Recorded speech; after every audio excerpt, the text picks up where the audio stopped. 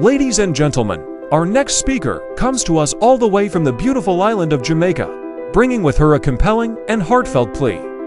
It is with great anticipation and excitement that we introduce to you a woman of resilience and passion. Please join me in giving a warm welcome to Odetta Rockhead Carr.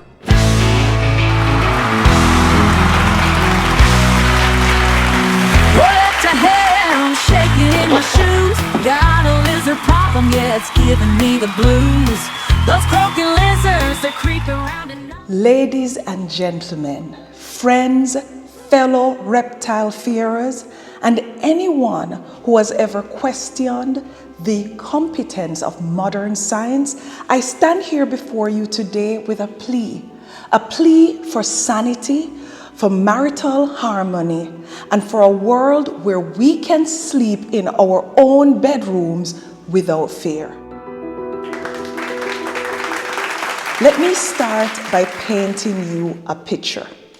You're in your home, possibly after a long day at work. Finally, you're ready to relax. You walk into your matrimonial bedroom, your sanctuary, the one place that you expect to be free from the chaos of this world. And then out of the corner of your eye, you see a baby, creepy crawly, croaking lizard. And I don't know about you, but my first thought wasn't, oh, it's so cute. Absolutely not. My first thought was, where there's a baby, there's a whole family. And with that thought, I did what any self-respecting adult would do. I packed up a few things and I immediately moved out of our matrimonial bedroom. Now, this would not be the first time that this has happened. Many years ago, when I was single and living in an apartment complex, I was frequently visited by croaking lizards. But my neighbor's husband would come to my rescue every single time after my plea of desperation, and he would be my hero. He would make those creepy crawlies regret ever entering my home. But every good thing comes to an end, because unfortunately, after repeatedly coming to my rescue and me offering him a thank you drink, his wife felt that there was more to his visits than lizard decapitation, and she told him to not return. One evening I came home from work just in time to see a croaking lizard with legs as big as my fingers, and I'm not exaggerating, run right behind a painting that was on the wall. And out of fear of home wrecker accusations, I did not summon my neighbor, the lizard decapitator. No, I packed an overnight bag and checked into a nearby hotel, and it was a Friday night, and I stayed there until Monday when my co-worker could come and remove the lizard from my comfortable space. Now back to the scenario at hand. After seeing that baby croaking lizard in our matrimonial bedroom a few days ago, and right now I'm sure you're thinking, a baby lizard? Really, Odetta? Is that all it takes to scare you? Keep your opinion to yourself.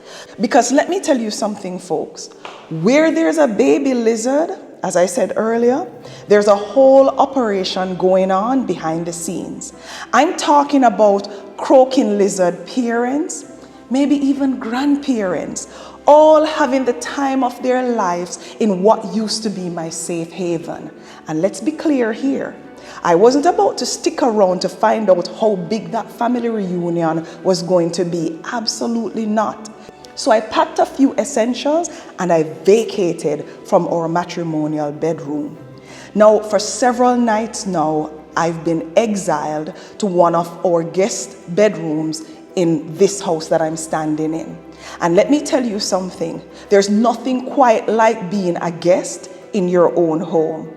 But this isn't just about inconvenience. This is about something that's much deeper. This is about the slow, insidious breakup of a marriage. Because you see, my husband didn't believe me at first. When I told him that I'd seen a croaking lizard, he thought I was overreacting and that I was letting my fear get the best of me. And so it began. The great marital rift of 2024 caused by not infidelity, not by finances, but by a croaking lizard. Now, we're no punk over here. I'm not afraid of snakes. I squash roaches like nobody's business. I'm tolerant of the green lizards. I even pet iguanas. But those creepy, crawly, croaking lizards, they are my kryptonite. And if anyone watching right now can identify with me, go ahead and like this video. So because we're no punks, this is the battle plan that I decided to employ.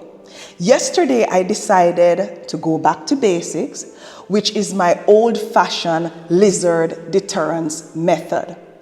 I took peppermint oil and I added water to a few drops, and I went through the entire house for about 2 hours.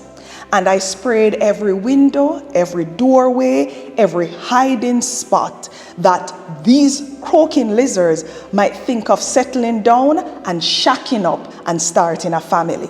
I even sprayed the air-conditioned unit, the vent that is, in our matrimonial bedroom. And that's because we use it probably once per year, because where we live is pretty cold and we keep our windows open because they're meshed throughout the entire year.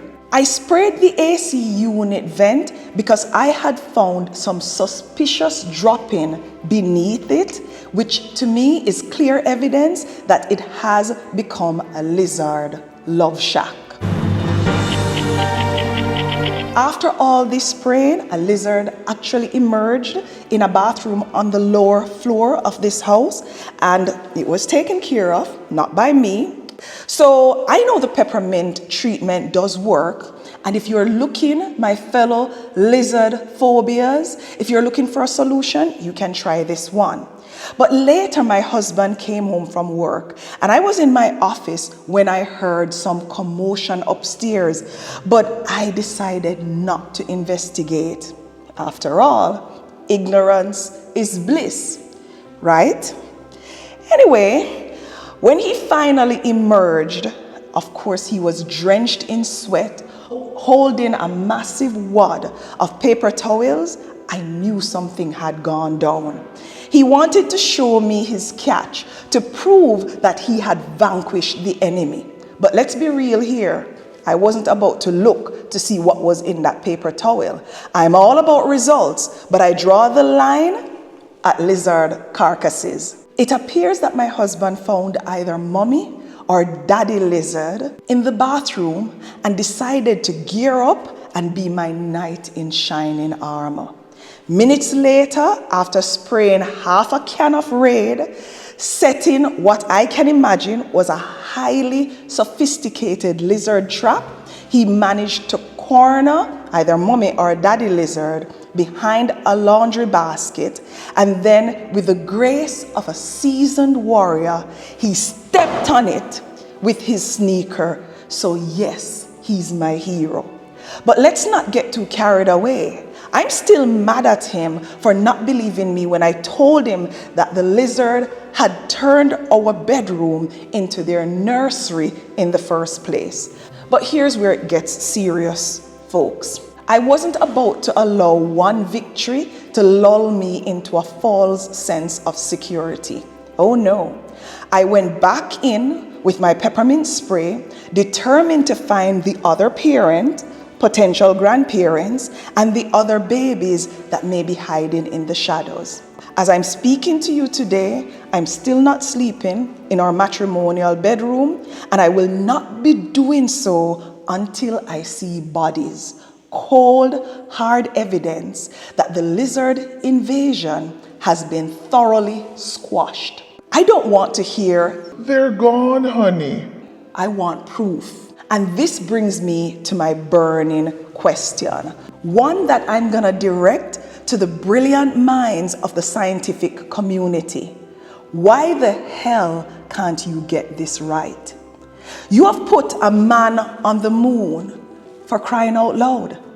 You have got people flying in metal tubes 30,000 feet above ground level. You have created AI that writes music better than 50% of the artists out there, and robots that farm. Heck, people are even marrying bots. You have achieved the impossible. So why can't you figure out a solution that repels lizards and prevent them from coming into our homes? I realize that, as my son says, they were here first, and that by building a home where they lived, it was invading their space and not them invading my space, which is how I have perceived it in the past. This is why I'm okay with them just staying outside as opposed to a mass destruction.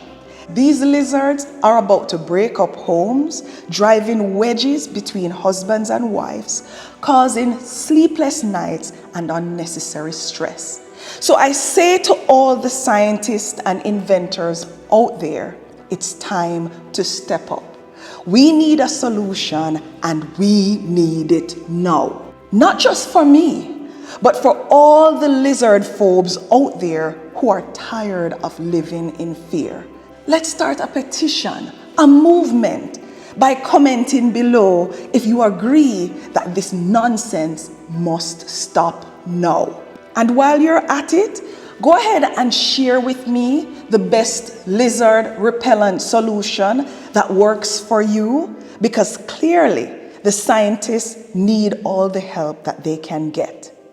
Thanks again for listening, and remember, peppermint oil might save your sanity, but we need something stronger to save our marriages. Thank you, ladies and gentlemen.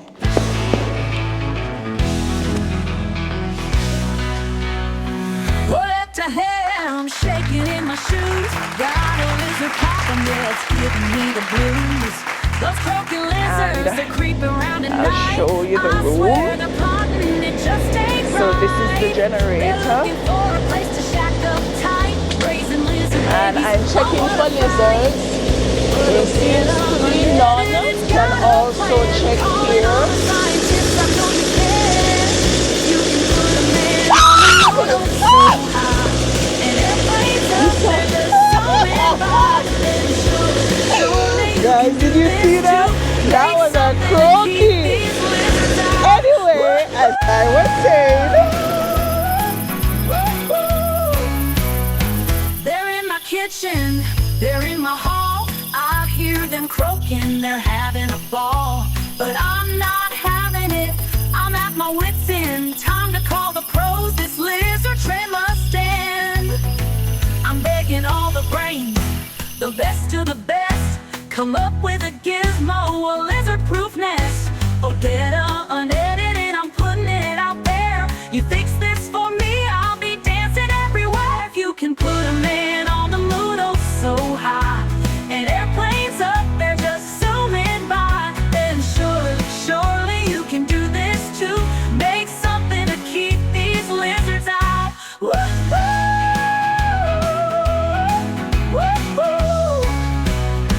Come on, inventors, don't leave me hanging. These lizards and I, we just ain't banging. I'm all about peace, but